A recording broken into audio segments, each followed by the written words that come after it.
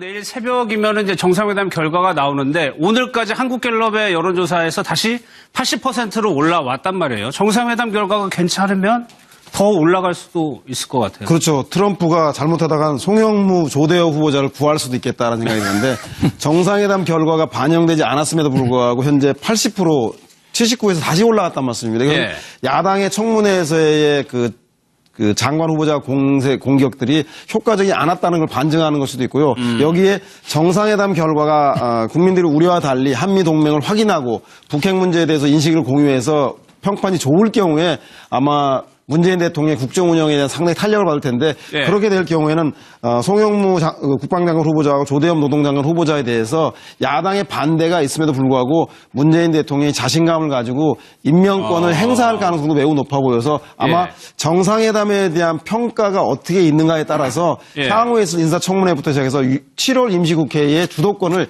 여당이 잡을 것인지 야당이 잡을 것인지 판가름하는 중요한 분기점이 되지 않겠나. 그래서 오늘 내일 이틀간의 정상회담에 대한 결과에 대해서 모든 국민들과 언론들이 지켜보고 있는 것 같습니다. 그렇습니다. 지금 현재까지는 분위기가 괜찮은 것 저는 같습니다. 저게 일반적으로 우리가 생각할 때는 인사청문회 여러 가지 논란이 있어서 다시 떨어질 거라고 생각을 했거든요. 대체적으로. 그런데 그럼에도 불구하고 공고한 저 정도의 지지율을 끌고 간다고 하는 것은 국민이 전체적으로 문재인 대통령이 하고 싶어하는 부분을 충분히 할 수 있도록 밀어주려는 의도를 갖고 있다고 저는 봐요. 그러니까 그 인사청문회 여러 가지 논란이 있음에도 불구하고 문재인 정부가 성공하길 바라는 모습, 또 문재인 정부가 보여주는 여러 가지의 어떤 정책의 방향 이런 부분에 있어서는 일반적으로 국민들이 지지하는 쪽으로 가고 있는 것이 아닌가 하는 생각이 들어서 이제 이번에 만약에 한미 정상회담에서 정말 좋은 성과를 가지고 돌아오시게 되면 저 지지율보다 더 올라갈 수도 있고 저 지지율이 떨어지지 않고 계속 가게 되잖아요.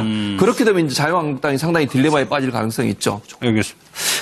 야당의 반대가 있음에도 불구하고 문재인 대통령이 자신감을 가지고 임명권을 행사할 가능성도 매우 높아 보여서 아마 정상회담에 대한 평가가 어떻게 있는가에 따라서 향후에 있을 인사청문회부터 시작해서 7월 임시국회의 주도권을 여당이 잡을 것인지 야당이 잡을 것인지 판가름하는 중요한 분기점이 되지 않겠나. 그래서 오늘 내일 이틀간의 정상회담에 대한 결과에 대해서 모든 국민들과 언론들이 지켜보고 있는 것 같습니다. 그렇습니다. 지금 현재까지는 분위기가 괜찮은 것 저는 같습니다. 저게 일반적으로 우리가 생각할 때는 인사청문회 여러 가지 논란이 있어서 다시 떨어질 걸 수도 있겠다라는 생각이 드는데 정상회담 결과가 반영되지 않았음에도 불구하고 현재 80%, 79에서 다시 올라갔단 말씀입니다. 이건 야당의 청문회에서의 그 장관 후보자 공격들이 효과적이 않았다는 걸 반증하는 걸 수도 있고요. 여기에 정상회담 결과가 국민들의 우려와 달리 한미 동맹을 확인하고 북핵 문제에 대해서 인식을 공유해서 평판이 좋을 경우에 아마 문재인 대통령의 국정 운영에 대한 상당히 탄력을 받을 텐데 그렇게 될 경우에는